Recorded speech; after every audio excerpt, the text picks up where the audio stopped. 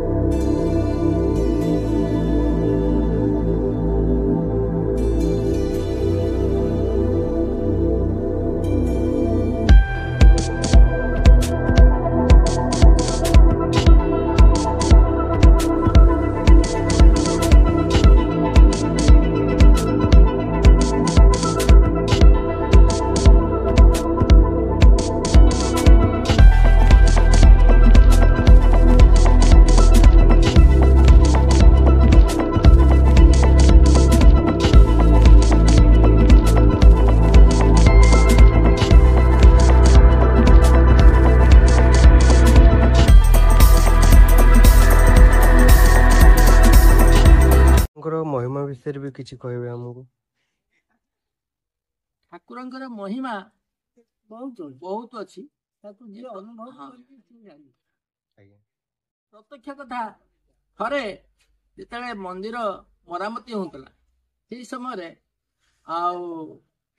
मंदिर गर्भगृह मरामती होता गर्भगृह मरामती कार्य जे यही समय दिन बेला ही हुए छक सरी सारा हुए छक जो छक हुए बंद हुए किंतु संध्या आरती और सकाल आरती ये सब हुए किंतु थरे एमती घटना घटी जिते मिस्त्री काम करे ताधे काले सीमेंट पड़ो ऊपर सीमेंट अतड़ा खस से पूजा सरला सकाळे गोटे गोटे तसला घोड़े दिखती पितल तसला घोड़े दिखती जमी कौन सीमेंट पड़ोनी काम चलू कौन पड़ोनी धूली से पड़ोनी तेणु पूजा सारिक घोड़े नहीं जाती किंतु संध्या बेल को खोलिया कथा संध्या बेले से दिन जे पूजक तांकर मने नहीं से किंतु से तसलाटा न खोलिक सेमती पूजा कर जाए एक कथा को जानी आमको समस्त जनवाई सचेतन करने गोटे नागसाप लंबा प्राय 5-6 फुट हम सी गोटे plastic use and throw glass मुंड भितर पूरे शिव मंदिर सामने आसिक पड़ा टकी चलला कि समय पर आम जो समस्ते आसिलु आम सब देखीचु से आसला से यूज एंड थ्रो ग्लास काढ़ी देकरी पकई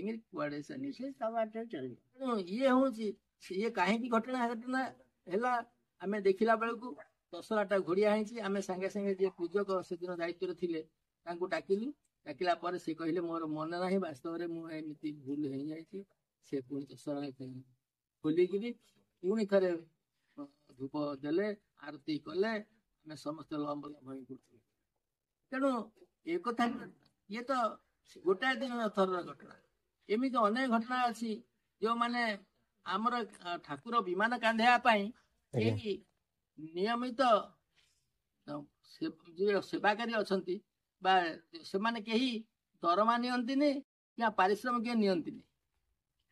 ଏମାନଙ୍କ ସଂଖ୍ୟା ପ୍ରାୟ 30-40 ରୁ ଉର୍ଦ୍ଧ୍ୱ ହେବ, କିନ୍ତୁ ପ୍ରତିବର୍ଷ ସେମାନଙ୍କ ସଂଖ୍ୟା ବଢୁଛି।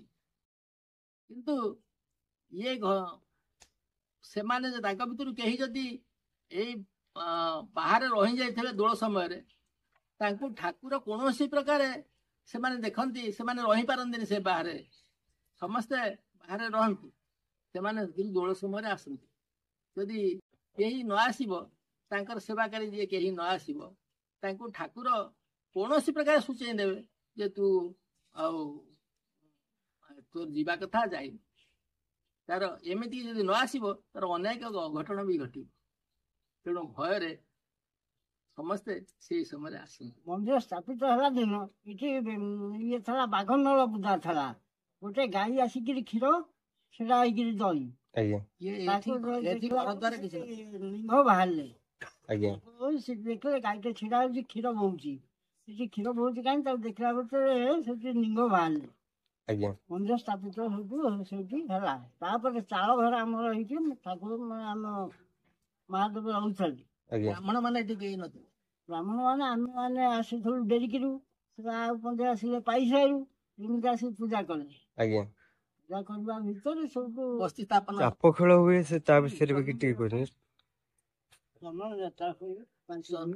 ଚନ୍ଦନ ଯାତ୍ରା ଦଶମୀ ଠାରୁ ପୂର୍ଣ୍ଣମୀ ଯାଏ, ବୈଶାଖ ମାସ ଦଶମୀ ଠାରୁ ପୂର୍ଣ୍ଣମୀ ଯାଏ ଚନ୍ଦନ ଯାତ୍ରା ହୁଏ। ପଞ୍ଚୁଦୋଳ ବି ଠାକୁର ପଞ୍ଚୁଦୋଳ ହୋଇ ବାବା ବୁଦ୍ଧନାଥ 5 ଦୋଳ ସେଠି ମେଳନ ହନ୍ତି।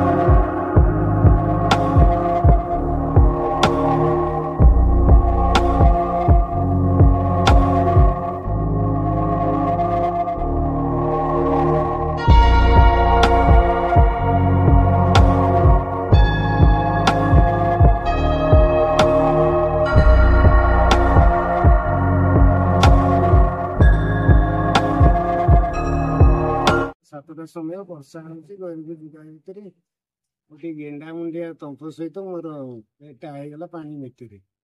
ସେ ଗୋଡ ଧୀରେ ଗୁଡି ହେଇକିରି ଗୋଟାକୁ କାମୁଡି ଦେଲା। ଏତେ ପାଣି ଭିତରେ କଣ କାମୁଡିଲା କଣ ନାହିଁ, ମୁଁ ଅଚାନକ ବୁଲିକିରି ଅନେଇଲା ବେଳକୁ ସାପଟି ମୋ ଆଗରେ ଫଣା ଟେକିକିରି ଯାଉଛି। ଦେଖିଲା ବେଳକୁ ଗୋଡଟା ଫୁଟି ଯାଇଛି, ବ୍ଲଡ ବହୁଛି। ହଠାତ୍ ନୀଳକଣ୍ଠେଶ୍ୱରଙ୍କ ନାଁ ମନେ ପଡିଲା, ମୁଣ୍ଡରୁ ଗାମୁଛା ଟିକେ ଖୋଲିକିରି ତାକୁ ବାନ୍ଧିଦେଲି ଗୋଡରେ। ତାପରେ ତ ପଳେଇ ଆସିଲି, କାହାରି କିଛି ନ ଜାଣିକିରି ନାଉଗାଁ ଗଲି। ନାଉଗାଁ ଗଲା ବେଳକୁ ଗୋଟେ ପେସେଣ୍ଟ ଅଲରେଡି ଇଞ୍ଜେକ୍ସନ ଭରା ହେଇକିରି ସବୁ ପହଞ୍ଚିଲା ପରେ ସେ ପେସେଣ୍ଟକୁ ସେ ନେଇଗଲେ, ଅଲଗା ଲୋକ ନେଇଗଲେ ଜଗତସିଂହପୁର।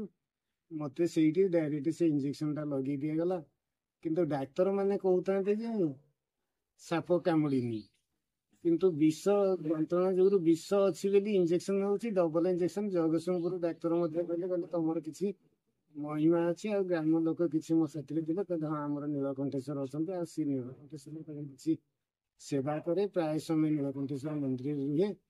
ତେଣୁକରି ଏଇଟା ହଉଛି, କିନ୍ତୁ ବିନା ବିଷୟରେ ଇଞ୍ଜେକ୍ସନ ଲାଗିଲା, ଔଷଧ ଲାଗିଲା, କିନ୍ତୁ ବିଷର ପ୍ରମାଣ କିଛି ମିଳିନଥିଲା। ଏଇଟା ହଉଛି ଠାକୁରଙ୍କର ବଡ ମହିମା। ଗାଦିବ୍ରହ୍ମଙ୍କ ବିଷୟରେ ବି ଆମକୁ ଟିକେ କିଛି ଜଣେଇଦେବେ। ଏଠୁ ଅନତି ଦୂରରେ ଗାଦିବ୍ରହ୍ମ ଅଛନ୍ତି। ଗାଦିବ୍ରହ୍ମ ହଉଛନ୍ତି ଜଣେ ବୈଷ୍ଣବ ସାଧୁଙ୍କର ସମାଧି।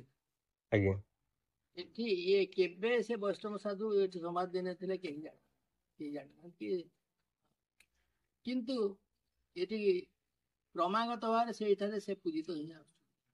ତାଙ୍କର ଗୋଟେ ମାଟି ମଣ୍ଡପ ଥିଲା, ମାଟିର ଥିଲା। ତାପରେ ଏବେ ସିମେଣ୍ଟରେ କରାହେଇଛି, ତା ଉପରେ ମଧ୍ୟ ଛାତ ବି କରାହେଇଛି।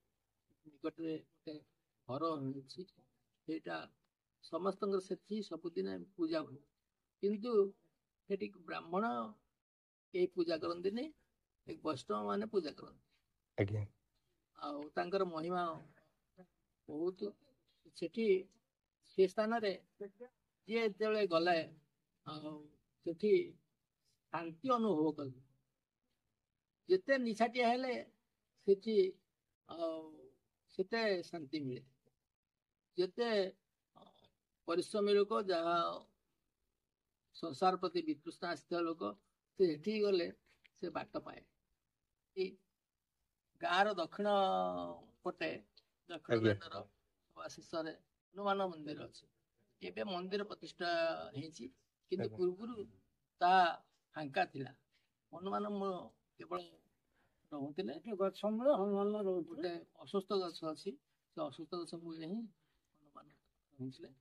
କିନ୍ତୁ ବହୁତ ବର୍ଷ ତଳେ ଆମେ ଶୁଣିଛୁ ଯେ କୌଣସି ଏଠି ବ୍ରାହ୍ମଣ ତାଙ୍କୁ ସେ ମୂର୍ତ୍ତିକି ପାଇଥିଲେ। ଆଜ୍ଞା ବନ୍ୟା ସମୟରେ ଯେତେବେଳେ ବନ୍ୟା ଆସିଲା, କିନ୍ତୁ ପଥର ମୂର୍ତ୍ତି କେମିତି ଭାସି ଆସିଲା କେମିତି, ଆଉ ଏ କଥା କାହାକୁ ଜଣା ନାହିଁ। ସେ ମୂର୍ତ୍ତିଟି ପାଇଁ ତାକୁ ସେଇ ସ୍ଥାନରେ ସ୍ଥାପନ କଲେ।